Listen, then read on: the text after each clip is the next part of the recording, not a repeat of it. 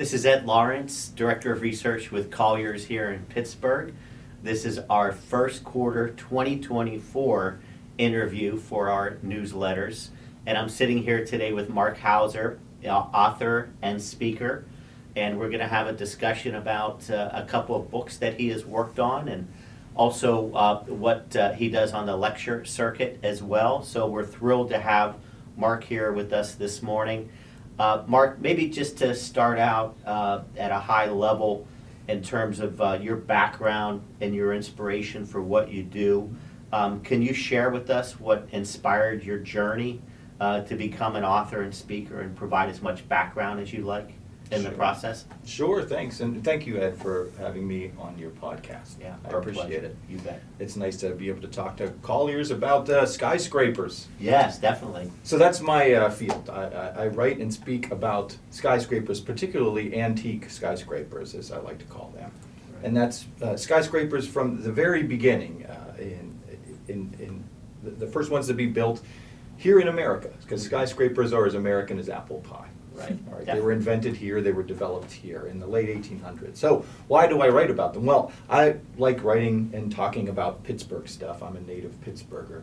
And some years ago I was looking for an interesting new topic. It's something we could be proud of. And I found out from the Pittsburgh History and Landmark Foundation that Pittsburgh has 7 skyscrapers designed by Daniel Burnham.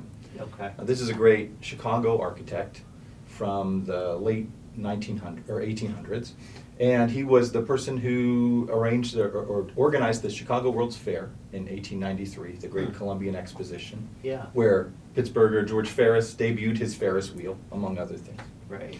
But so Burnham was one of the first, most famous, most popular architects of skyscrapers right when they were developed, in the 1880s, and he is he's the architect of the Flatiron Building in New York City. Okay. But Pittsburgh has more Daniel Burnham buildings than New York, or any city, in fact, other than Chicago, which is where Burnham was from. And what does that tell us? Well, around the turn of the century, Pittsburgh had the power and the wealth and the importance that its tycoons were hiring the most famous designer of skyscrapers. Okay. And we have, at one time we had, I think, 11 buildings by Daniel Burnham and his firm. We still have 7. It's That's a Frick remarkable. building. Yeah. A Frick building, the Oliver building, Mhm. the Pennsylvania Railroad train station that's now residential. Right. And I just think that particular fact says so much just in itself, that our city was, a popular place to come and get commissions and work for a major architect, at a time when skyscrapers were these brand new, radical changes to cities across America. Right, right. No, that's great, and I think we've all heard about stats around, there are more millionaires per capita in Pittsburgh during that time period, again, just based upon all of the industry and really cutting-edge technology for that time in the industrial age was right here in our own backyard. And I guess this is just another outcome of that, like you mentioned, so And that's great. Yeah, exactly. And you make a very good point. And Pittsburgh was also producing the steel for these to be made. Sure. So I guess I started writing a column for Pittsburgh Magazine called Multi-Stories, Okay. which was the stories of the people behind Pittsburgh's oldest skyscrapers. And then I quickly realized this could make a great book. You could go around the country and look at the same stories from every city in America. So that's Right. my first book, Yeah. Multi-Stories, and this is 50 American skyscrapers from the very beginning, plus Okay. 5 bonus international skyscrapers. So showing how this technology started to spread. And each one, because my background, one of the things I used to do is I was a business reporter at the Pittsburgh Trib. Yeah. And so I'm familiar with and wanted to share these stories of entrepreneurs and risk takers and tycoons and how they got their fortunes. Because when Right. you look at these buildings, it adds to your appreciation to know how they got where they were. What's the story? Why is Carnegie a name we all need to know? But more Right. people too. And so that was my first book, 50 American Skyscrapers. The new project is Highrises Art Deco, Right. And that's 100 skyscrapers. Actually, there's 200 of them on the Wow. website. That's aggressive. Yeah, that's People a lot can of see buildings. them, and so it's a Yeah. combination. I do the writing Okay. and research, and Chris Hytha is an artist from Philadelphia. So you can see what he's done is he's flying a drone up the, here's some Chicago skyscrapers like the Board of Trade building. And he Mhm. flies his drone up the side of the building, takes pictures at each level, stitches them together, gets the Photoshop, the Adobe Illustrator Right. going, and makes these gorgeous works of art, and they're all on the website, highrisescollection.com. Very, very cool. As- Is it hard to get permission to fly the drone sometimes in various cities, or Uh, I guess you're getting used to the process? Well, right? Chris is Or the drone Chris is, pilot, yeah. and he gets clearance from in advance from the FAA. Yeah, okay. So he already lets them know his flight plan and Right. flies really at sunrise or sunset for the light. Yeah. And then I go ahead and dig in and find the stories behind these buildings. That's awesome. And what is your research process like for that? Oh, good question. Thank you. What I really find useful, I mean, there's some online research for sure, just to get the start up. Yeah. But really, what I think brings the most richness and conveys the tone of the time is reading newspaper stories from the day when these buildings opened. Very cool. So I dig back into archives, and so there's a couple things that gives you. First of all, it gives you sort of the tone and the tenor of the city and the excitement, and what it is that they like most about this building, what excites them when it opens. These are all from the Art Deco era, so the 20s, the Roaring 20s, the Right. Jazz Age, when people were looking at these newer skyscrapers that were even taller and somewhat shinier, and Right, look right. very modern. They still, to our eyes today, look so. Mhm.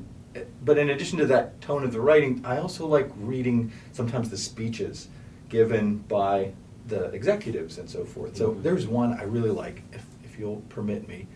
I just wrote a story about the cotton exchange in Memphis, Tennessee. So we're adding that to our collection. That'll be online. And you can read any of these stories at highrisescollection.com. Okay.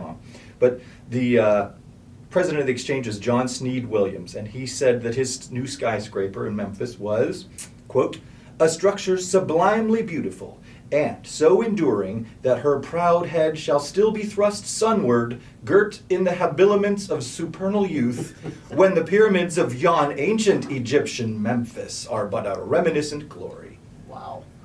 So, I mean, sometimes the writing is... They wrote a little bit differently back then than they do now, Yeah, for so sure. it's fun That's- to see that. That's great. Yeah, no question about it.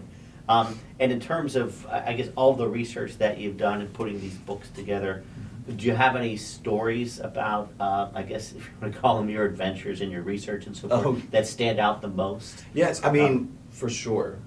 Great question. I mean, there's Yeah. so much inspiration and in the stories of the executives and the leaders that commissioned these skyscrapers. Often you hear about architects, and their work is obviously important. But Right. it's sometimes forgotten, the stories of the people that paid to have a building there in the first place. Right. And these are in every city, and they're wonderful. One of my favorites is a Pittsburgh one, the Arrett Building, which Yeah. is at 4th and Wood. And it's been turned into a hotel recently, the Industrialist. Yeah. But that was the first column I did for Pittsburgh Magazine about sort of forgotten or lesser known buildings. And so James Arrett was an Irish immigrant, came to Pittsburgh, started a fire insurance business. Okay. And one of the properties that he insured was an iron foundry that burned.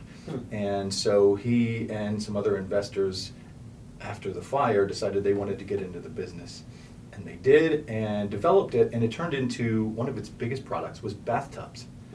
And so they came up, he and his business partners came up with a way of spraying the enamel white coating in the bathtub, Okay. the iron tub, Yeah. to make it look very clean and pretty. And Right. this is the predecessor company for American Standard. Okay. And Wow. James Arrett was the bathtub king of Pittsburgh.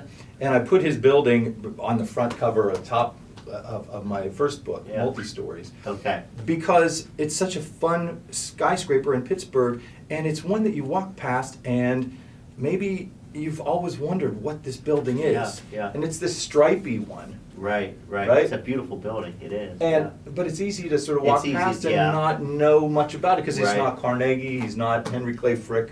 Yeah, I mean, I'm a native Pittsburgh, and I pride myself on my knowledge of Pittsburgh, as many of my friends would attest to, but I had not heard that story before, yeah. Oh, That's interesting. It's yeah. a fun one. And I mean, so there's That's- great stories. There's yeah. stories from all across the country. Right. Just like that, people who, come up with a new innovation. I mean, a favorite one is Frank Woolworth, the Woolworth Building, Mhm. which was once the world's tallest skyscraper in Manhattan. And Frank Woolworth started out on the family potato farm. Hmm. And he just didn't want to be a potato farmer. Right. So bad that he went into, he worked at a dry goods store. He tried to be a salesman, but he was terrible at it. Right. But it turned out he was really good at window displays. So that's what he started to realize his talent was in display and arrangement. Mhm. And then soon he found another novelty was selling products all at a set price for either a nickel or a dime.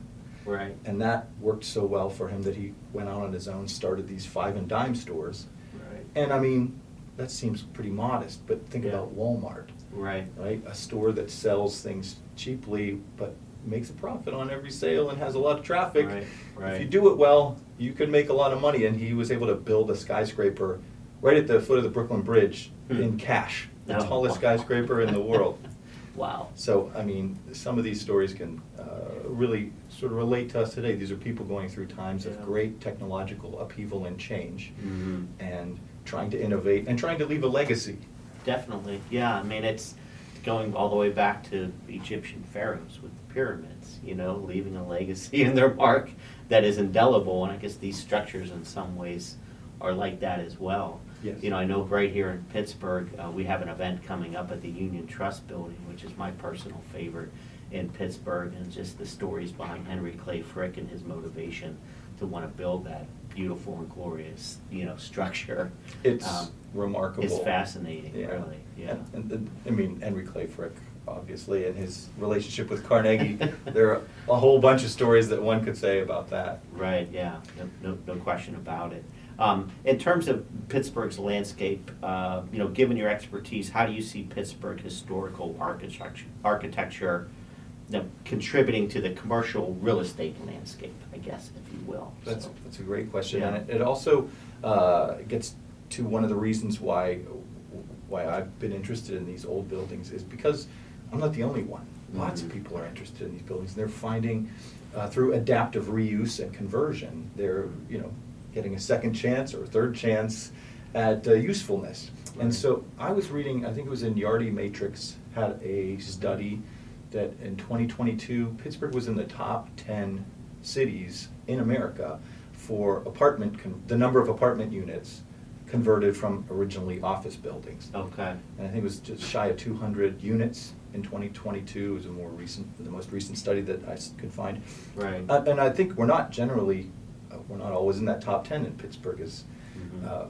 but this most recent numbers, they are. And I mean, Yeah. Cleveland, Baltimore, these are other cities It's nearby. a shift, yeah, for sure. And I think, Colliers has a couple really nice properties that are old skyscrapers in Pittsburgh. Right, yeah, no, we do represent a number of those types of assets, and I think, again, growing up in Pittsburgh, I'm 53 years old, but growing up, it never really occurred to me that living in the downtown area was more of a central business district. Mhm. My father was a lawyer, my grandfather was a lawyer, that's where they went in, and that's where commerce was transacted, to put it that way. Not really an area where you would look to live, but that has changed and shifted so much over the last 10 to 15 years.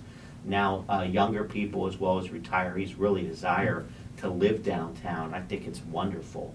Me So I too. think we'll see more and more of those types of conversions, and I think there was an article in the Business Times that it's no longer going to be a central business district, but a central living district, if you will.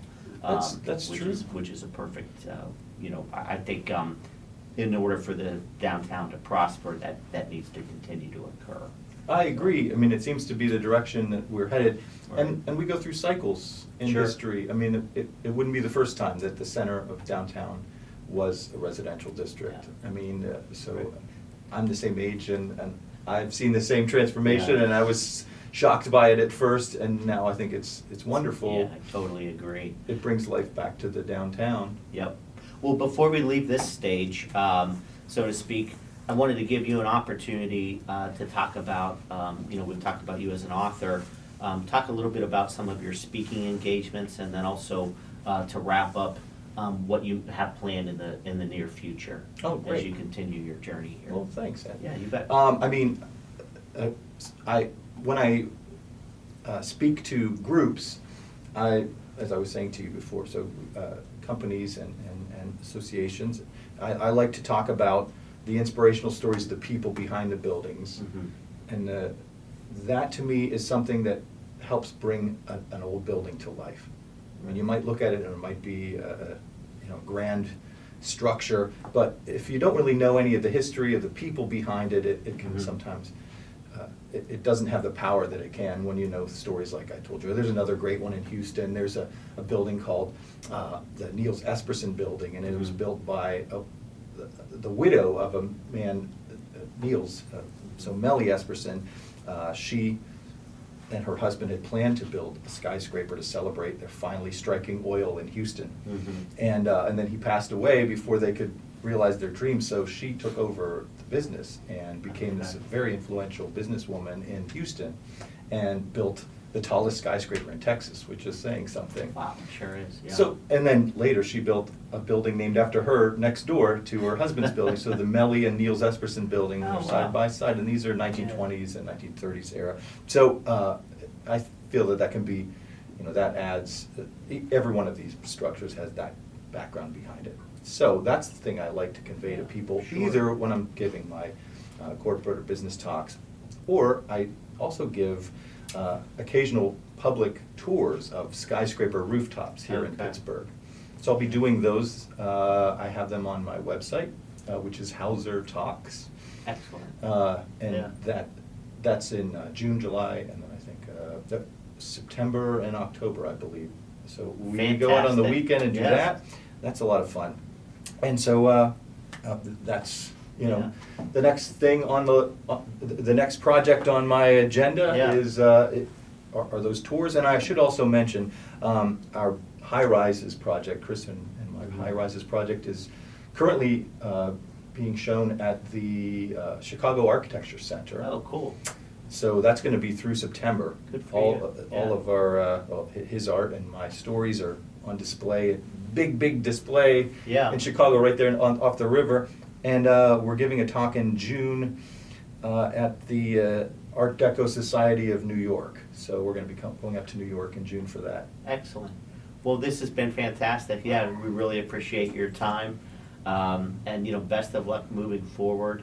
What you're doing is like I said, it's great. I know that in the process you're highlighting a lot of Pittsburgh's history, which we love. In the commercial real estate industry, a lot of these buildings are near and dear to our heart. So, but I think it transcends our industry, and it's fascinating stuff for a lot of people. So, Oh, yeah. sure. I mean, commercial real estate, you have the good fortune of I getting to know. be close to some of these structures. Yeah, I totally agree with that. So again, this is Ed Lawrence with Colliers. I've been sitting here with Mark Hauser, author and speaker. And again, really appreciate your time. Thanks, Mark. Thanks, Ed. Take My care. pleasure. You bet.